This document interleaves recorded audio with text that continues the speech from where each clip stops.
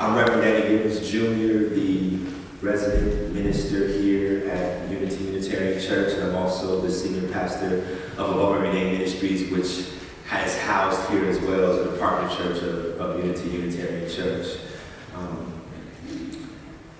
Today's message is one that has caused me to go through some changes, some shifts that I didn't necessarily anticipate, nor that I really know how to prepare for. You see, I was offered an opportunity to preach here at Unity Church Unitarian for Black History Month, which is great, amazing. But I was asked to preach on this ironic topic called Paradise on Earth as a Black preacher.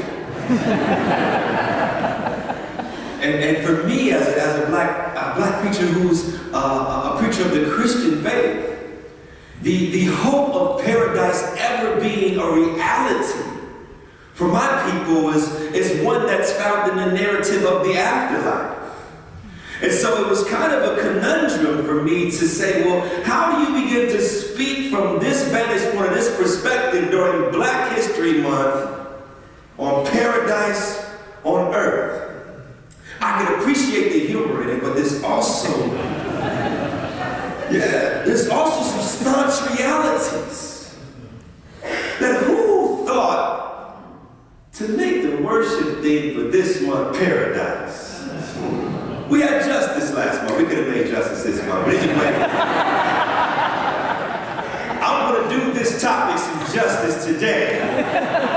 Right? So hopefully you guys get blessed by it. As I was beginning to preach, to prepare my mind for it, one of the things I want you to understand and appreciate from this piece is that I'm not getting up there. So if you need me to get up there, just kind of see me there in your mind and close your eyes and watch me right here. But I'm not getting up there because I just don't do well just in that kind of stuff. It doesn't work for me. So I probably will move around or whatever, and if I come near you, I'm not going to attack you. I'm just coming to love you. In preparing for this message, I want to give you all just a kind of a piece of the behind the scenes. When you come to hear a preacher preach, most people come to hear preaching.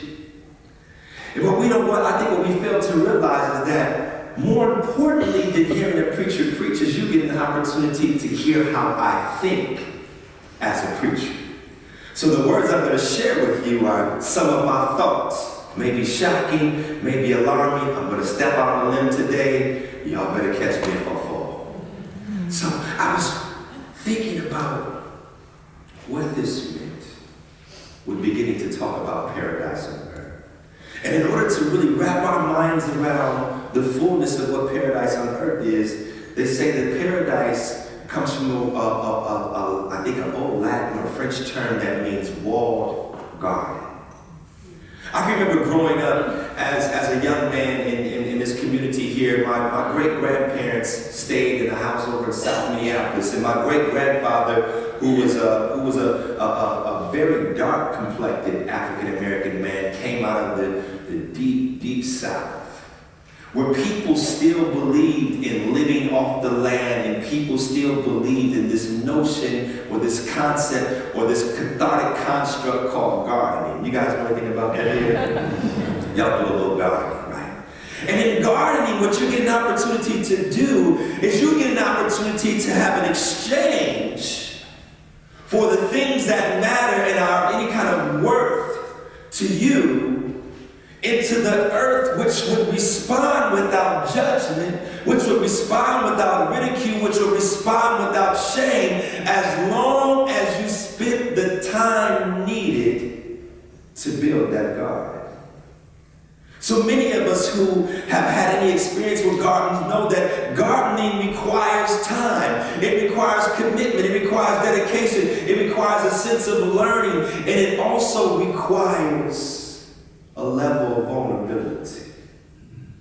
So as you begin to spend your time in tilling the soil and deciding what it is you're going to plant, many of us fail to realize that paradise is a walled garden. So people attempt to protect the thing that's of value to them because they spent time in preparing that garden. My great-grandfather grew collard greens and turnip greens, and he grew other vegetables along the way. And so he didn't have a whole lot of money, so he couldn't afford a really nice wall to go around it like some of us who do have a little bit of money can build this little wall or a fence and put your favorite daisies and pictures on it. He just had enough money to be able to put a little chicken wire fence to hopefully keep some of the neighborhood varmints out. What the wall said to the rest of the world, that's what's inside of here, is of some kind of worth that I feel like I need to protect the value of such. That I need to protect the amount of time that I spent in creating this garden, so I created this wall. Well, gardening does require time, but the other piece about gardening that we connect with is that gardening then gives you a place. And for many of us, gardening can be this external kind of existential pastime that allows you to really get what's on the inside of you on the outside. And when you really spend the amount of time in preparing a good garden and tilling the soil, you're not just going to let anybody into that place at any given time if they don't appreciate the value and the amount of time that you put in it. I remember growing up, and my mother, she spent a lot of time in creating the garden of our house because, in my opinion, it's difficult for African Americans in this world to really experience what it means to have paradise on earth. And so the closest thing that I believe we get to experiencing paradise on earth is in building our homes. My mother prided herself in keeping a very clean home.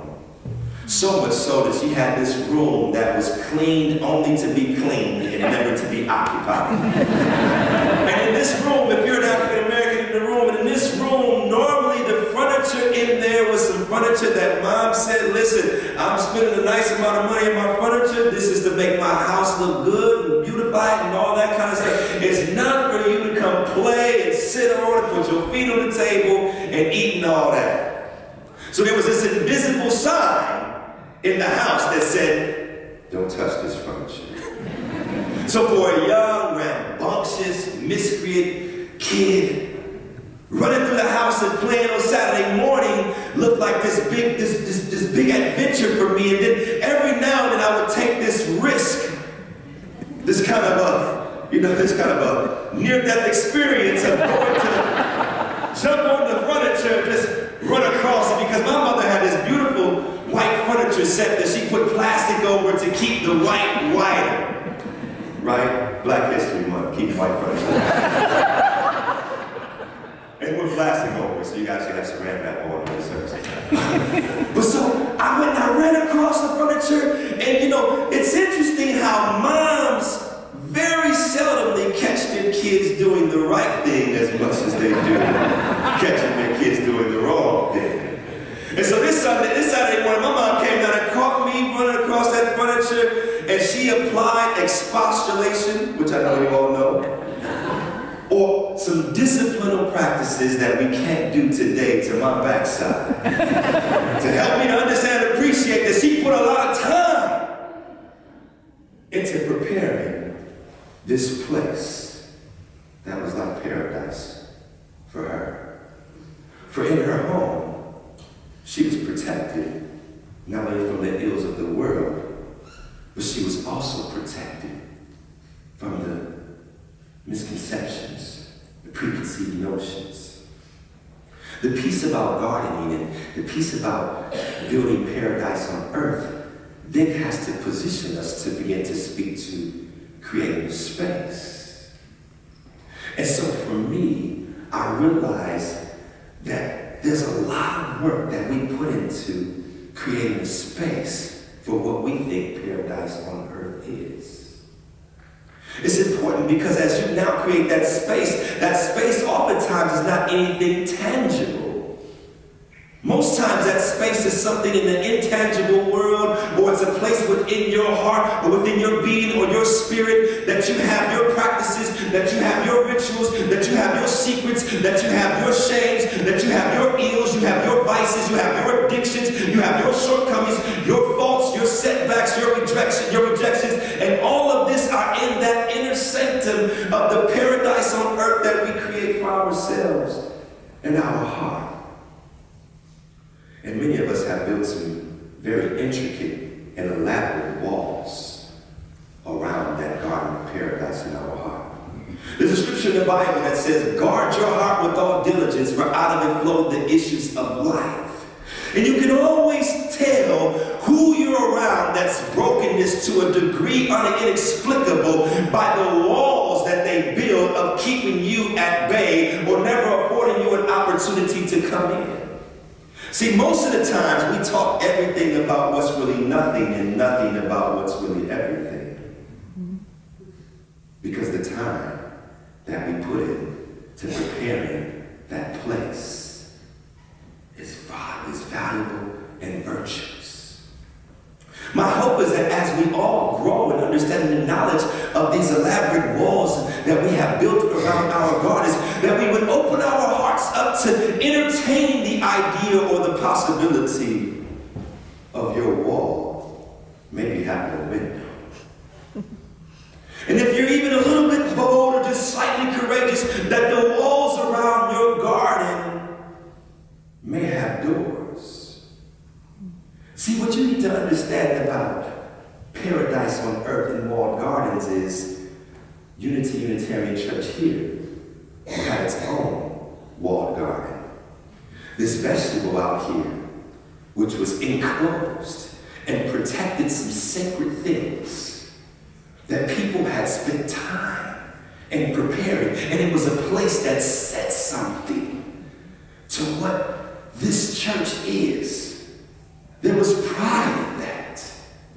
But then after you begin to pride yourself in looking at the full splendor and grand glory of your garden, what sense of it is having a garden of that glory and that kind of splendor if no one else can see it? And so some have said, you know what, I'll put a window up, Pastor Danny, that's okay. But it's going to be stained glass. Because I don't want nobody to really see what I really got going on in my garden. I have a fear that people may not understand my garden. I have a concern that others may not value my garden. Because after all, I put blood, sweat, and tears into this garden. And then you have those who say, you know what, well, I will have a door on my garden suggesting that there is an access point, an entry point for people to walk in, but I'm going to lock it with indifference. Because you're not like me. You don't do what I do. And so I'll have the semblance of what it means to open up my heart to other people, but really the door is a false front, and it's just there to keep people away and somehow questioning and wondering what's behind those walls. But then you have a select group of people who are radical about experiencing paradise on earth. It says, I understand the work and time that I put into creating this place of value and of worth and this piece of paradise on earth, but what good is it to have paradise on earth if I can't share it with everyone? Amen. Despite your race, your age, your creed, your gender, despite your faith, your denomination, or your practice of the spiritual expression, I want to share it.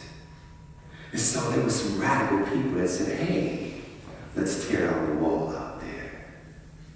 Let's tear down the wall in hopes of sharing what we deem to be intimate and valuable of some substantial worth with the community abroad and with anybody who would pass by. And unbeknownst to the people who decided to tear down the wall, there was a young African-American man from this community that will be walking by in search of a new garden to plant his paradise, called above every name.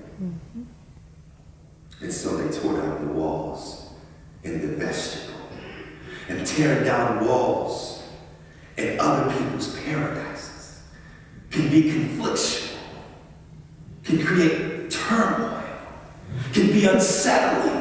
Because after all, we don't like being uncomfortable. Oh, you want to find out? Come to 11 o'clock service and sit in some of the old saint seats.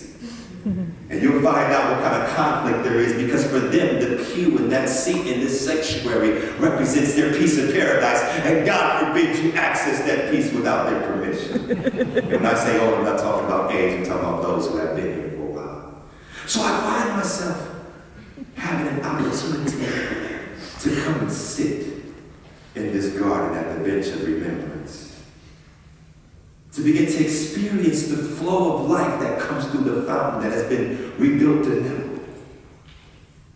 And what it says to me is that we're in a day and time as a people where we're not afraid to tear down our walls of difference, where we're not afraid to tear down our lines of religious separation, where we're not afraid to tear down the walls of our gender differences and our sexual expressions of difference, where we're not afraid to tear down the walls of our fears of other people or our fear of how we'll be, where we're not afraid to tear down the walls of love protected doesn't mean that's love given. Yeah. And say that we'll open it up and come one, come all. If you're wounded, if you're talented, if you're gifted, if you're able, if you're broken, if you're healed, if you're ready for change, or you're not ready for change, there's a place called paradise on earth that we can experience here together, and we will be willing to invest the time to create the space in that place called paradise on earth. God bless you. Amen.